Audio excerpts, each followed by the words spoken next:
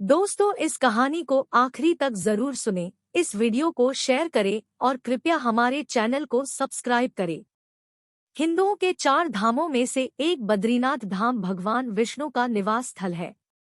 यह भारत के उत्तरांचल राज्य में अलकनंदा नदी के बाएं तट पर नर और नारायण नामक 2 पर्वत श्रेणियों के बीच स्थित है।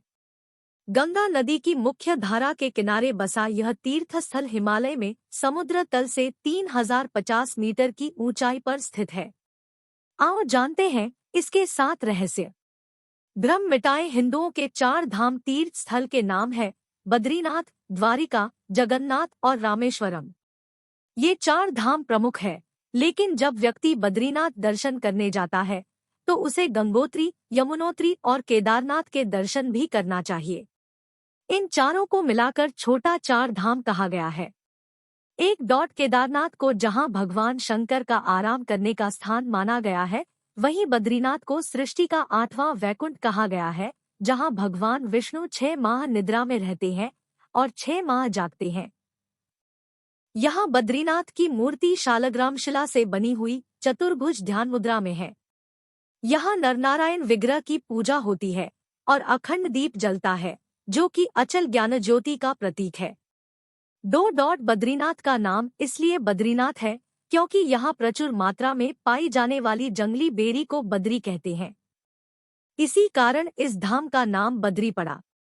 यहाँ भगवान विष्णु का विशाल मंदिर है और यह संपूर्ण क्षेत्र प्रकृति की गोद में स्थित है। केदार घाटी में 2 पहाड़ है, नर और नारायण पर्वत।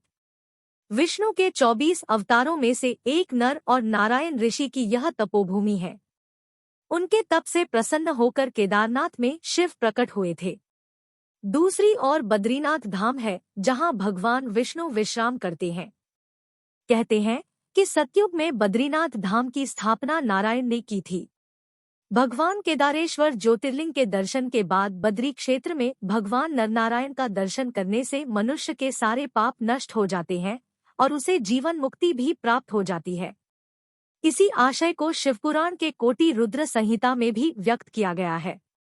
4 पुराणों अनुसार भूकंप, जल प्रलय और सूखे के बाद गंगा लुप्त हो जाएगी और इसी गंगा की कथा के साथ जुड़ी है बद्रीनाथ और केदारनाथ तीर्थस्थल की रोचक कहानी। भविष्य में नहीं होंगे बद्रीनाथ के दर्शन, क्योंकि माना जाता है कि जिस दिन नर और नारायण पर्वत आपस में मिल जाएंगे, बद्रीनाथ का मार्ग पूरी तरह बंद हो जाएगा। भक्त बद्रीनाथ के दर्शन नहीं कर पाएंगे।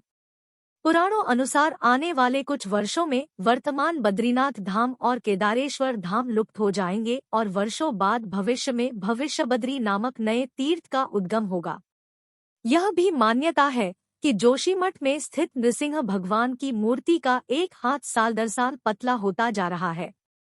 जिस दिन यह हाथ लुप्त हो जाएगा, उस दिन बद्री और केदारनाथ तीर्थ स्थल भी लुप्त होना प्रारंभ हो जाएंगे। 5 मंदिर में बद्रीनाथ की दाहिनी ओर कुबेर की मूर्ति भी है। उनके सामने उद्धव जी है तथा उत्सव मूर्ति है। उत्सव मूर्ति शीतकाल में बर्फ जमने पर जोशीमठ में ले जाई जाती है। उद्धव जी के पास ही चरण पादुका है।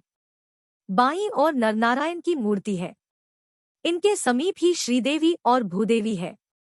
6 भगवान विष्णु की प्रतिमा वाला वर्तमान मंदिर 3133 मीटर की ऊंचाई पर स्थित है और माना जाता है कि आदि शंकराचार्य 8वीं शताब्दी के दार्शनिक संत ने इसका निर्माण कराया था। इसके पश्चिम में 27 किलोमीटर की दूरी पर स्थित बद्रीनाथ शिखर की ऊंचाई 7138 मीटर है। बद्रीनाथ में एक मंदिर है जिसमें बद्रीनाथ या विष्णु की वेदी है। यह 2000 वर्ष से भी अधिक समय से एक प्रसिद्ध तीर्थ स्थान रहा है।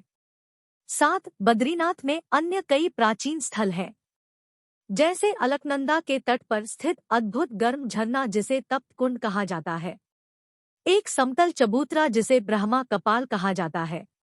पौराणिक कथाओं में उल्लेखित एक सांप शिला है। शेषनाग की कथित छाप वाला एक शिलाखंड शेषनेत्र है। भगवान विष्णु के पैरों के निशान है चरण पादुका। बद्रीनाथ से नजर आने वाला बर्फ से ढका ऊंचा शिखर नीलकंठ, जो गढ़वाल क्वीन के नाम से जाना जाता है।